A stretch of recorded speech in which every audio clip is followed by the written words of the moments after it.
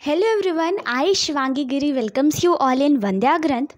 तो हम लास्ट कुछ वीडियोस में अपना physics chapter number 1 that is light, उसका हम लेक्चर नंबर 2 तक कर चुके थे, है ना। लेक्चर नंबर 1 जिसमें मैंने आपको डुअल नेचर ऑफ लाइट के बारे में बताया था और लॉज ऑफ रिफ्लेक्शन के बारे में भी बताया था। एंड इन लेक्चर नंबर 2 मैंने आपको रियल और वर्चुअल इमेज के बीच में डिफरेंस बताया था, है ना। और उसके साथ साथ मैंने आपको reflection through the plane mirror के बारे में बताया था।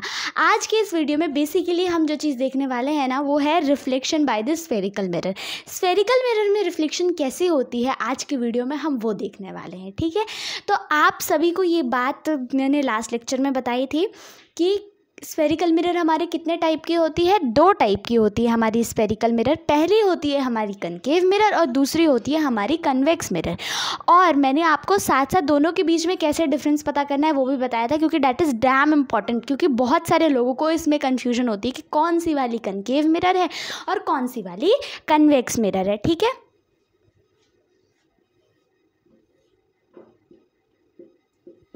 तो ये कौन सी मिरर है, आप सभी ज़रा देख कर बताएंगे। होपफुली आप सभी को पता होगा कि ये कौन सा मिरर है। ये है हमारा कनकेव मिरर।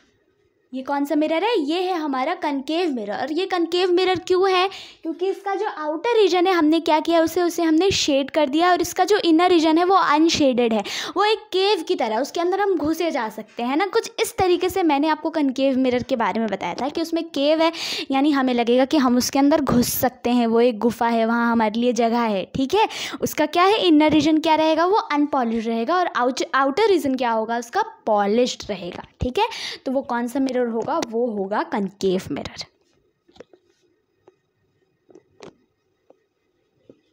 तो ये है हमारा कनकेव मिरर। और दूसरी टाइप की मिरर कौन सी होती है हमारी, दूसरी टाइप की मिरर होती है हमारी कन्वेक्स मिरर।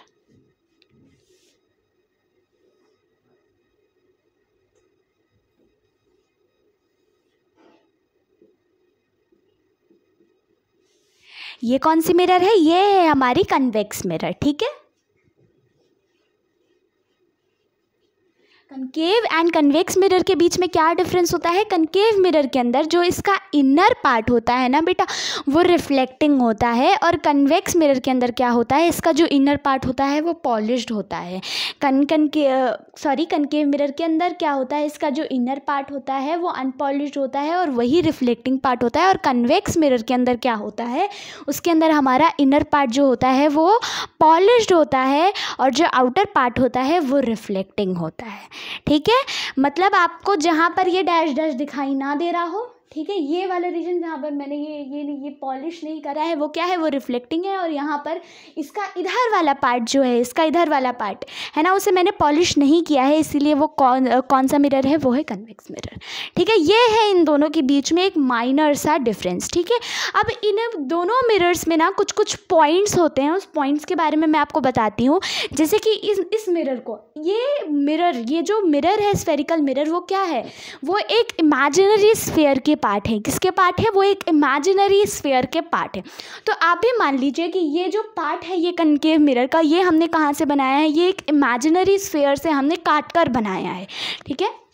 इसे हमने कहाँ से बनाया है, इसे हमने एक इमेजिनरी स्फीयर से काट कर बनाया है। तो हम एक इमेजिनरी स्फीयर यहाँ पर बना लेंगे, although it's not looking like a sphere, लेकिन आप मान लीजिए कि ये एक स्फीयर है, ठीक है। तो बेटा आप यहाँ पर गौर से देखिएगा, तो यहाँ पर ये वाली जो चीज़ है, इसे हम क्या कहते हैं, इसे हम कहते हैं सेंटर ऑफ कर्वेचर, ठीक है। कुछ नहीं है, बस नाम है, आपने डेफिनेशन देखने हैं, ठीक है। ये क्या है, ये है centre of curvature. Centre of curvature क्या होता है, जैसे कि एक सर्कल होता है, उसका कोई मिड पॉइंट होता है, उसका सेंटर होता है। देखो भाई, मिड पॉइंट और सेंटर के बीच में बहुत ज़्यादा फ़र्क होता है, इन दोनों के बीच में आप कभी भी कंफ्यूज नहीं होंगे, ठीक है। तो ये क्या है, ये सेंटर है हमारा, किसका, पूरा स्फीयर का। सर्कल होता है ना, सर्कल का भी एक सेंटर होता है। उसी तरीके से मान लेना है कि ये जो सेंटर ऑफ कर्वेचर है वो क्या है, वो पूरे के पूरे स्फेरिकल मिरर जो आपका मिरर है उसका क्या है, उसका एक सेंटर है। उसका हम क्या नाम देते हैं, उसका नाम देते हैं सेंटर ऑफ कर्वेचर से। और उसे हम कैसे डिनोट करते हैं, उसे हम सी से डिनोट करते हैं। नेक्स्ट जो हमारा आता है वो आता है हमारा फोकस आता है। फोकस से पहले आप देखेंगे कि यहाँ पर एक पोल आती है। पोल क्या होती है, पोल होती है मिड पॉइंट होती है। पोल क्या होती है, मिड पॉइंट होती है। यहाँ पर जो ये पॉइंट है ना, इसे हम पोल का नाम देते हैं। किसका नाम देते हैं? पोल का नाम देते हैं। इन सभी के डेफिनेशंस मैं आपको बता रही हूँ, ठीक है।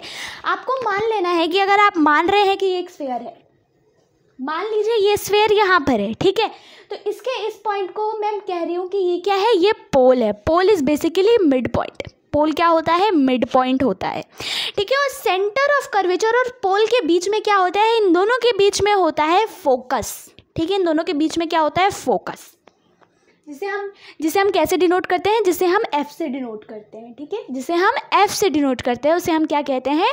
फोकस कहते हैं। अब देखिएगा, इसमें कुछ कुछ मैथमेटिकल टर्म बताऊंगी, जैसे कि radius of curvature and focal length, तो आप इसके बीच में कंफ्यूज नहीं होंगे, ठीक है। इसके लिए भी मैं आपको एक अच्छे तरीके से समझा दूंगी, क्योंकि बहुत सारे लोग होते हैं ना, सेंटर ऑफ कर्वेचर और रेडियस ऑफ कर्वेचर के बीच में डिफरेंस नहीं पता कर पाते। उन्हें लगता है सेंटर ऑफ कर्वेचर और रेडियस ऑफ कर्वेचर दोनों एक चीज़ होती है। नहीं, they are completely different. Radius of curvature, अच्छा जब पढ़ा दूंगी तब बताऊंगी, आपको फिर समझ में नहीं आएगा, ठीक है। तो ये क्या है? सी क्या है हमारा? सी है सेंटर ऑफ कर्वेचर, एफ क्या है हमारा? फोकस, और पी क्या है हमारा? पोल, ठीक है। आई आपको इतनी बात समझ में? तो फटाफट से मैं आपको इन सभी के डेफिनेशंस लिखवा देती हूँ। उससे पहले मैं आपको एक बार कन्वेक्स मिरर के अंदर भी इन सबको क्या करती हूँ? रिप्रेजेंट करके बताती हूँ, ठीक है। क्योंकि भैया हमारा जो कन्वेक्स मिरर होता है उसके हम इधर साइड में सारे पॉइंट्स लेते हैं, ठीक है। इसके हम इधर साइड में सारे पॉइंट्स लेते हैं एंड कनकेव मिरर के इधर में हम सारे पॉइंट्स लेते हैं, ठीक है। इसके राइट साइड में और इसके लेफ्ट साइड में होते हैं, ठीक है। आई आपको इतनी बात समझ में? तो मैं आपको फटाफट से इन सब के डेफिनेशंस बता देती हूँ। आप इसे अपनी कॉपी में लिख लीजिए और आप डेफिनेशंस याद करने से ज़्यादा उसे समझने की कोशिश करेंगे और उसे अपने शब्दों में लिखेंगे, वो ज़्यादा अच्छा रहेगा, ठीक है।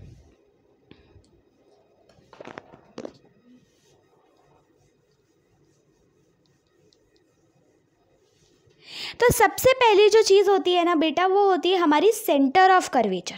तो सेंटर ऑफ कर्वेचर कुछ नहीं होती है, सेंटर ऑफ कर्वेचर हमारी बस और बस सेंटर होती है स्फेरिकल मिरर की। क्या होती है? स्फेरिकल मिरर की सेंटर होती है, centre of curvature.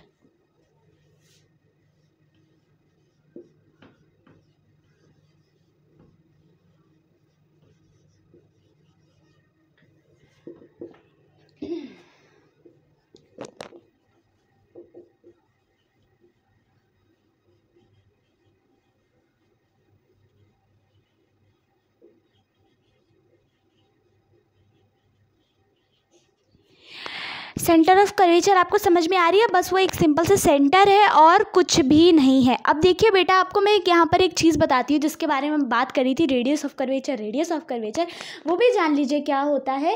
Radius of curvature जो होता है, अच्छा उससे पहले आप मेरे को एक बात बताइए, ये कोई एक सर्कल है, ये कोई एक सर्कल है, ये रहा उसका सेंटर। सेंटर से यहाँ तक की दूरी को आप क्या नाम देते हैं? सेंटर से लेकर आप यहाँ तक की दूरी को क्या नाम देते हैं? आप होपफुली इसे क्या कहते होंगे? आप इसे रेडियस कहते होंगे। क्या कहते होंगे? रेडियस कहते होंगे। तब आप जब इसी तरीके से इधर देखेंगे या फिर इधर देखेंगे तो आप पाएंगे सेंटर है ये हमारा क्या है? एक इमेजिनरी स्फीयर का सेंटर है हमारा, सेंटर ऑफ कर्वेचर। और पोल क्या है? पोल है हमारा मिड पॉइंट। उसी तरीके से ये भी मिड पॉइंट है और ये क्या है? ये है हमारा सेंटर। तो इन दोनों के डिफरेंस को जब हम आर कह रहे हैं, इन दोनों के बीच की दूरी को हम, डिस्टेंस को हम आर कह रहे हैं, तो क्या हम इन दोनों के बीच के डिस्टेंस को, इन दोनों के बीच के डिफरेंस को हम क्या कह सकते हैं? आर कह सकते हैं। फिर जब अगर हम यहाँ पर और ध्यान से देखेंगे, गौर से, तो हम पाएंगे सेंटर ऑफ कर्वेचर और पोल के बीच में क्या होता है? फोकस। तो हम क्या कह सकते हैं? फोकस और ये जो हमारा पोल है इसके बीच में जो डिफरेंस होगा वो r/2 होगा। सोचिएगा, ध्यान से सोचिएगा और मेरे को इसका जवाब दीजिएगा कि देखिए मैंने क्या बोला आपको, सेंटर से लेके पोल तक के डिफरेंस को हम क्या बोलते हैं? हम कहते हैं इसे रेडियस।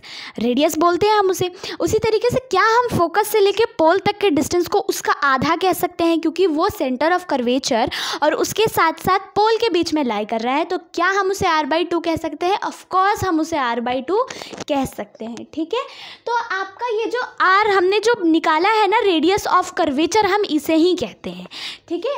रेडियस ऑफ कर्वेचर क्या होती है बेसिकली बेटा? रेडियस ऑफ कर्वेचर होती है हमारी the distance from centre of curvature to the pole of the spherical mirror is known as radius of curvature.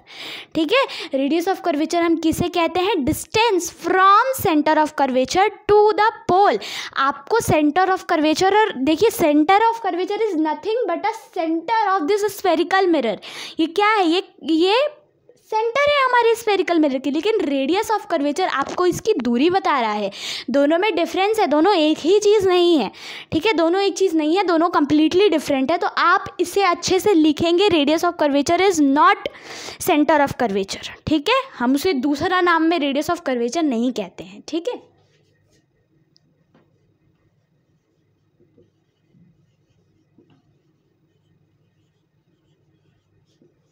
Hopefully आपको मेरी हैंडराइटिंग भी अच्छे से समझ में आ रही होगी।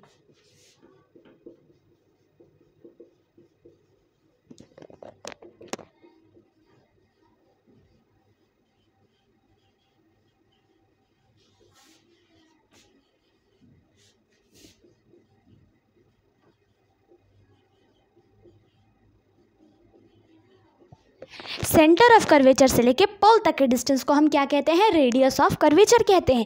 और मैंने आपको एक और चीज़ बताई थी कि फोकस से लेके पोल तक की दूरी को हम क्या कहते हैं? हम उसे r/2 कहते हैं, और उसे हम प्यार से, उसका नाम है, जैसे कि रेडियस ऑफ कर्वेचर हम जैसे कहते हैं उसी तरीके से एक नाम हम और देते हैं, दैट इज़ फोकल लेंथ। क्या नाम देते हैं उसे हम नाम देते हैं फोकल लेंथ का। ठीक है, तो फोकल लेंथ लिख लेंगे। फोकल लेंथ क्या होता है? रेडियस ऑफ कर्वेचर का आधा होता है। ठीक है, या फिर आप इसका डेफिनेशन ये भी लिख सकते हैं कि फोकस से लेके पोल तक के डिस्टेंस को हम फोकल लेंथ कहते हैं।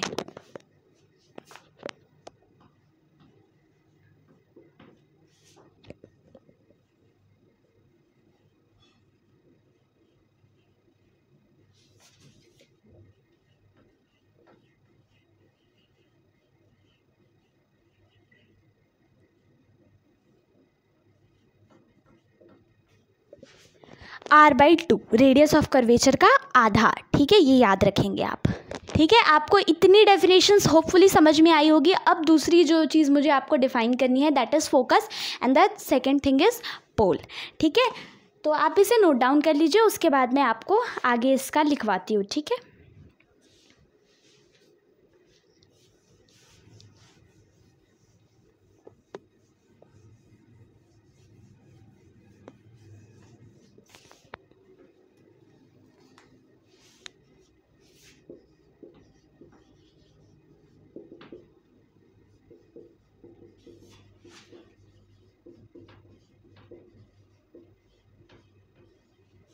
मैं यहाँ पे स्फेरिकल मिरर को S. मिरर लिख रही हूँ, आप समझ जाएंगे वो स्फेरिकल मिरर है। ठीक है,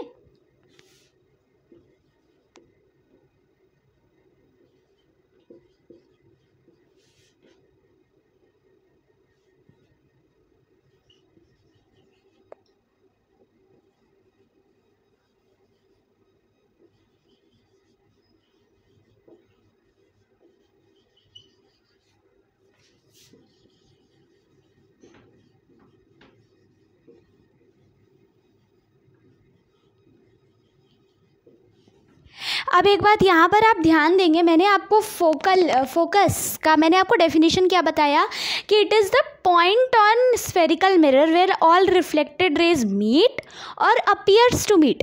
अब इसका मतलब समझेंगे कि मैंने आपको लास्ट लेक्चर में बताया था कि जहाँ पर भी हमारी लाइट रेज मिलेंगी, ठीक है, मिलेंगी, मैंने आपको टूटे फूटे वर्ड में मैंने आपको बताया था, जहाँ पर हमारी लाइट रेज मिलेंगी हम उसे क्या कहेंगे? हम उसे, वहाँ पर कौन सा इमेज फॉर्मेशन होगा? वहाँ पर रियल इमेज का फॉर्मेशन होगा।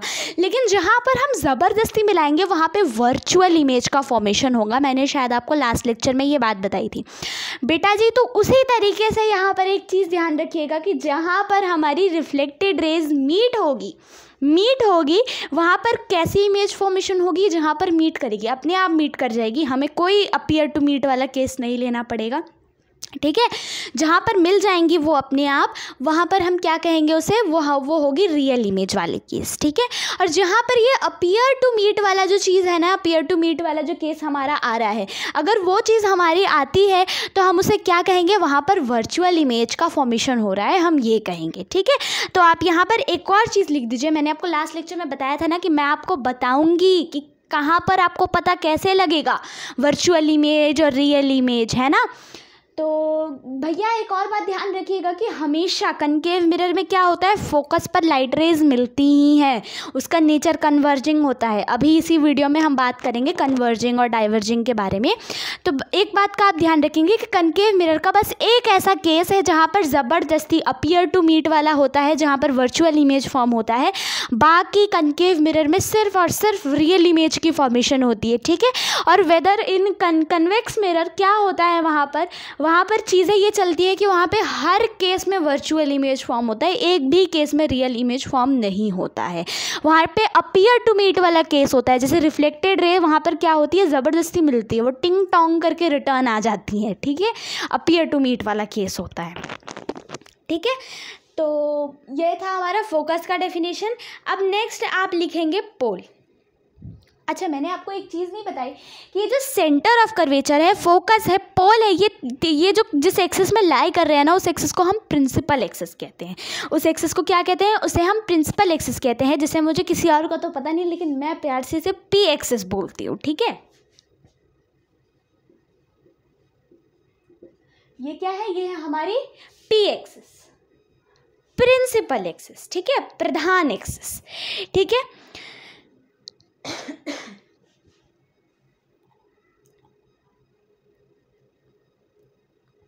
तो मैं आपको आगे अब डेफिनेशन लिखवाती हूँ पोल की।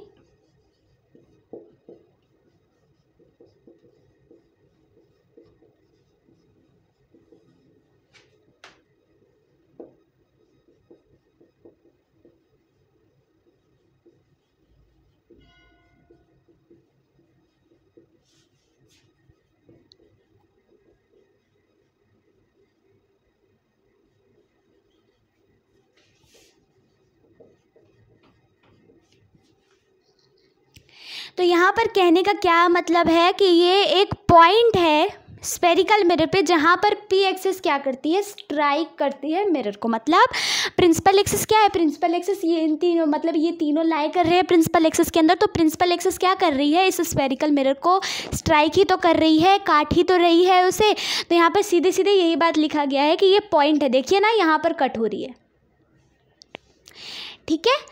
तो ये थी आपकी सारी की सारी डेफिनेशंस, ठीक है। It is the point on spherical mirror where P axis strike the mirror, ठीक है। मिरर को स्ट्राइक करती है, तोड़ देती है, चीरती हुई बाहर निकल जाती है, बेसिकली आप ऐसे समझ सकते हैं, ठीक है। आई होप कि आपको इतनी बात समझ में आई होगी और आपने सारी चीज़ों को नोट डाउन किया होगा। आगे मैं आपको इस वीडियो में बताने वाली हूँ nature of the mirror, mirror के कौन कौन से नेचर होते हैं। जैसे कि सभी इंसान के नेचर होते हैं ना, है ना, बिहेवियर होते हैं, उसी तरीके से हमारे मिरर्स के भी बिहेवियर होते हैं, ठीक है। हम अपने मिरर्स के भी बिहेवियर को देखेंगे। तो पहला मिरर कौन सा है हमारा, यहाँ पे कनकेव मिरर है। तो कनकेव मिरर में मैंने आपको एक बात बताई थी कि कनकेव मिरर में क्या होती है, हर केस में अगर आप देखेंगे तो फोकस पर लाइट रेज जाकर मिलेंगी ही मिलेंगी। बस एक ऐसा केस है जहाँ पर फोकस पर लाइट रेज नहीं मिलेंगी, ठीक है। तो यहाँ पर बेसिकली क्या है, वो सारी लाइट रेज जाकर ना फोकस पर छूकर तो पक्का आती हैं, उसे टच करके तो पक्का आती है। तो एक बात आप याद रखेंगे कि जो हमारा कनकेव मिरर होता है वो कन्वर्जिंग नेचर का होता है। कन्वर्जिंग का मतलब क्या होता है, कन्वर्जिंग का मतलब होता है इकट्ठा करना। मतलब क्या, कनकेव मिरर क्या करता है, हमारी लाइट रेज को क्या करता है, इकट्ठा करता है, ठीक है। लाइट रेज को क्या करता है, वो इकट्ठा करता है, कन्वर्ज करता है। वेदर जो हमारी कन्वेक्स मिरर होती है वहाँ पर टिंग टोंग करके लाइट रेज, मतलब आप ऐसा समझ लो कि इसका फोकस क्या है, घुलनसार है, इसका वाला नहीं है, इसका वाला अनसोशल है और यहाँ वाला सोशल है। इसे पसंद है लोगों से मिलना, जितनी लाइट रेज आ रही हैं सबसे मिलना इसे पसंद है। बस एक केस में इसे पसंद नहीं है, जब रिश्तेदार आ जाते हैं तब इसे पसंद नहीं आता। मतलब लाइट रेज भी तो इनके रिश्तेदार हुए ना, तो कुछ लाइट रेज जो इनके रिश्तेदार होते हैं वो घर आते हैं तो बस इसे वो पसंद नहीं है, तो वो बस दूर दूर से ही हाय हेलो करके भगा देता है। कनकेव मिरर के बस एक केस में। कन्वेक्स मिरर होता है कि यहाँ पे कोई भी आदमी आ जाए, घर परिवार रिलेटिव कोई भी आ जाए, उसे मिलना किसी से पसंद ही नहीं है, वो किसी से मिलना ही नहीं चाहता, वो क्या कर देता है, टाटा बाय बाय कर देता है दूर से ही। तो इसका नेचर कैसा है, डाइवर्जिंग, मतलब ये क्या कर देता है, ये सबको फैला देता है, हट जाओ, भाग जाओ मेरे पास से, मेरे को अकेला छोड़ दो, ठीक है, इस टाइप का। तो आप लिख लेंगे, इस तरीके से आप याद रखेंगे, तो जो हमारा कनकेव मिरर होता है वो कन्वर्जिंग नेचर का होता है, यानी वो सभी से मिलता जुलता है, ठीक है, सोशली रहता है। लेकिन जो हमारा कन्वेक्स मिरर का फोकस है वो किसी से मिलना ही पसंद नहीं करता है ना।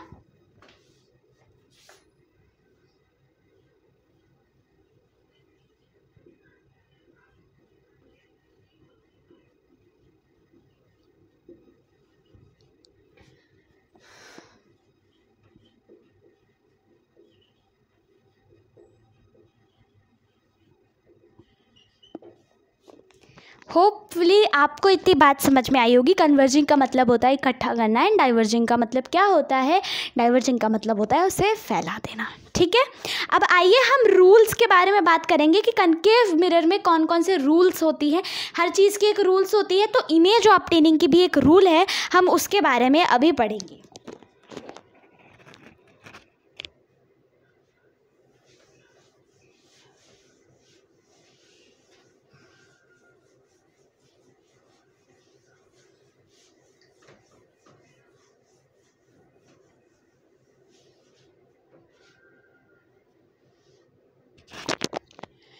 तो सबसे पहला रूल नंबर 1 आप यहाँ पर ध्यान देंगे, कनकेव मिरर में rules for obtaining images in concave mirror, ठीक है, हेडिंग डाल लेंगे।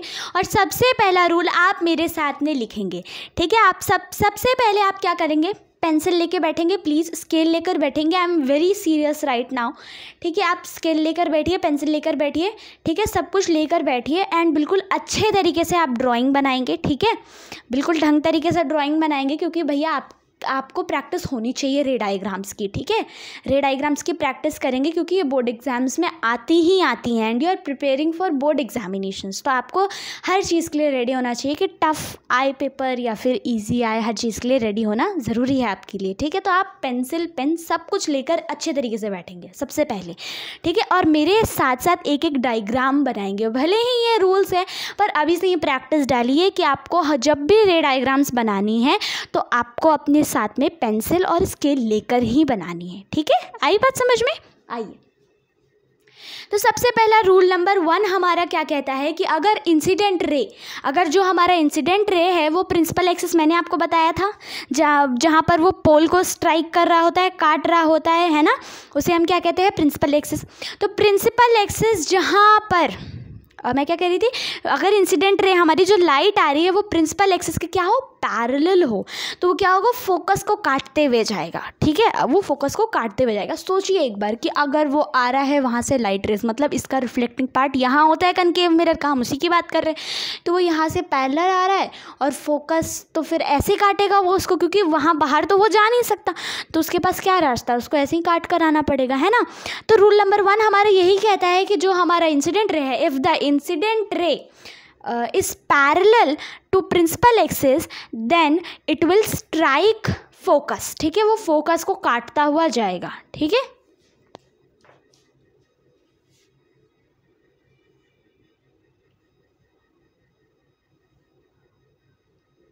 मैंने क्या बोला, अगर वो प्रिंसिपल एक्सिस के पैरेलल हो तो एक प्रिंसिपल एक्सिस के पैरेलल हम बना लेंगे लाइट रे, ठीक है, और यहाँ पर एरो भी आप साथ साथ देंगे, और उसके बाद क्या हो, फोकस से यूं जाए। ये क्या है, ये है हमारा रूल नंबर 1 कि अगर ऐसे पैरेलल आ रहा है वो प्रिंसिपल एक्सिस के, तो वो फोकस को क्या करेगा, काटता हुआ जाएगा, ठीक है।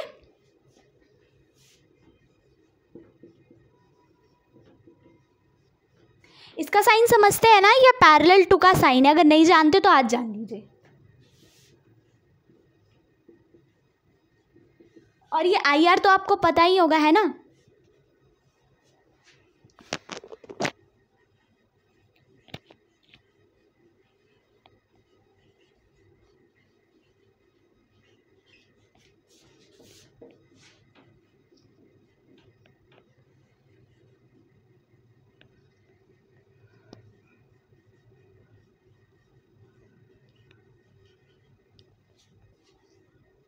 ठीक है, तो ये रूल नंबर 1 है, आप फटाफट से लिख लीजिएगा वीडियो पॉज करके।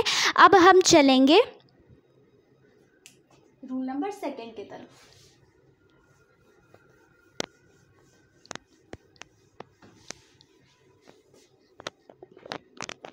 अब हमारी रूल नंबर सेकंड क्या कह रही है कि अगर हमारी इंसिडेंट रे फोकस से आ रही होती है तो वो प्रिंसिपल एक्सिस के पैरेलल रिफ्लेक्ट कर जाएगी। तो हैशटैग सेकंड लिखेंगे।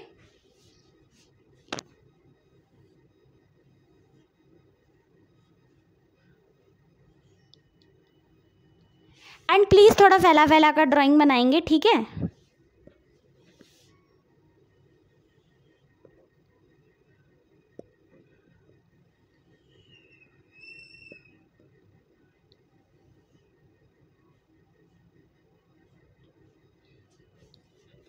ठीक है, अगर वो फोकस को काटती हुई आई है तो वो कैसे जाएगी, वो पैरेलल जाएगी हमारे प्रिंसिपल एक्सिस के, ठीक है। तो इसका स्टेटमेंट भी लिख लेंगे।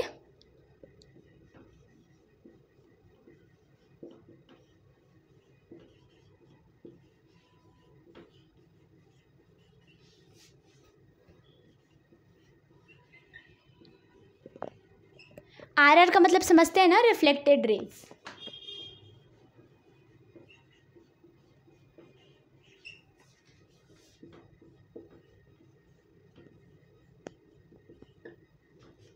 तो क्या होगा, वो प्रिंसिपल एक्सिस के क्या हो जाएगा, पैरेलल हो जाएगा, ठीक है। तो मैं साइड हो जाती हूँ एंड आप प्लीज़ इसको लिख लेंगे, ठीक है। और हमारे 4 रूल्स होते हैं टोटल हमारे कनकेव मिरर के लिए, जिसमें से 2 हो गए हैं एंड 2 रिमेनिंग है हमारे, ठीक है।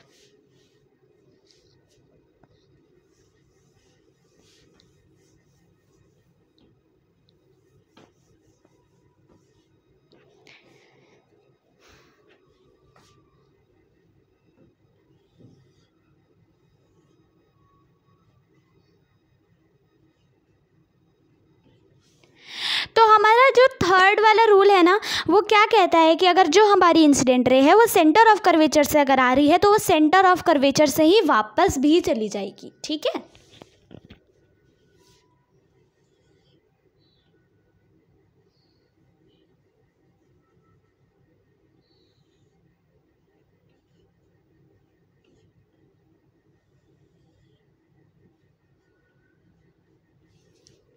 वो सेंटर ऑफ कर्वेचर से आ रही है तो वो सेंटर ऑफ कर्वेचर से ही रिटर्न हो जाएगी, ठीक है।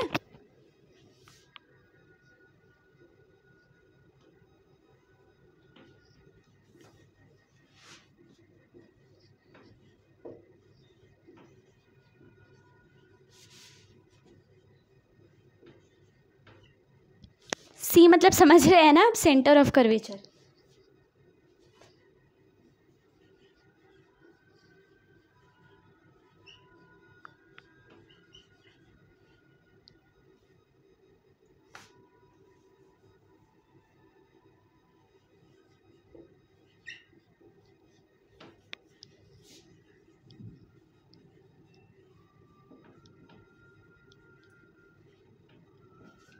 वो थोड़ा लंबा स्टेटमेंट बन जाता है, इसलिए सीधे सीधे मैंने रिट्रेस लगा दिया कि वो अपने पाथ पर क्या हो जाएगी, वापस रिटर्न हो जाएगी, ठीक है। तो ये था रूल नंबर थर्ड।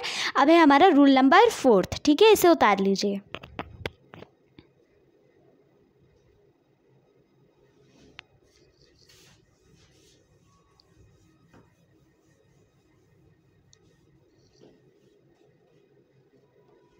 देखिए, रूल नंबर 4 थोड़ा ध्यान से सुनेंगे, ठीक है।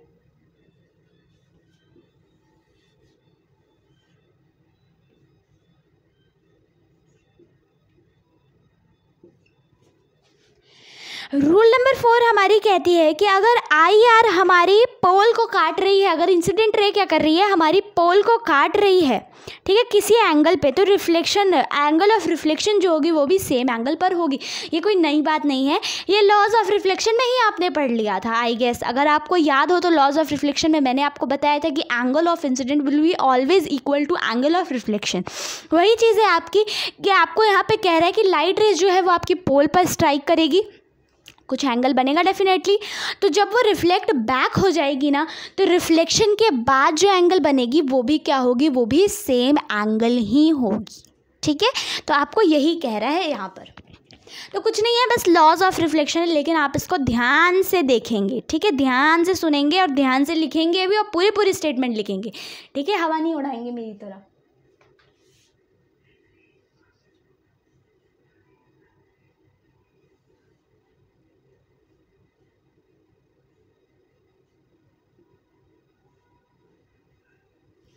ठीक है, एंगल लेना भी मैंने आपको बताया था।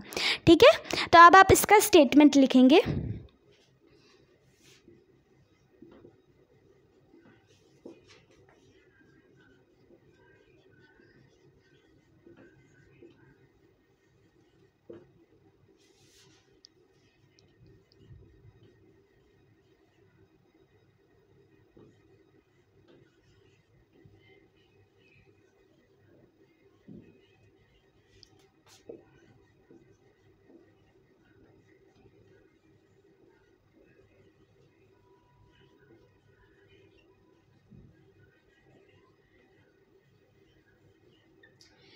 तो बेसिकली कुछ नहीं है इसमें, आपको बस सिंपल सी एक चीज़ कही गई है कि angle I equals to angle R. बस अगर एंगल आई आपका थीटा है, थीटा के बराबर, तो एंगल आर भी आपको किसके बराबर होगा, थीटा के बराबर, एंड नथिंग एल्स। ठीक है, तो होपफुली आपको आज की वीडियो अच्छे से समझ में आई होगी। नेक्स्ट में हम कन्वेक्स मिरर के रूल्स देखेंगे और इमेज फॉर्मेशन देखेंगे कनकेव मिरर पर। ठीक है, इमेज फॉर्मेशन देखेंगे कनकेव मिरर से, वहाँ से स्टार्टिंग करेंगे। ठीक है, तो टिल देन स्टे कनेक्टेड। और उससे पहले अच्छा चलो कोई ना, अच्छा मैं बता देती हूँ।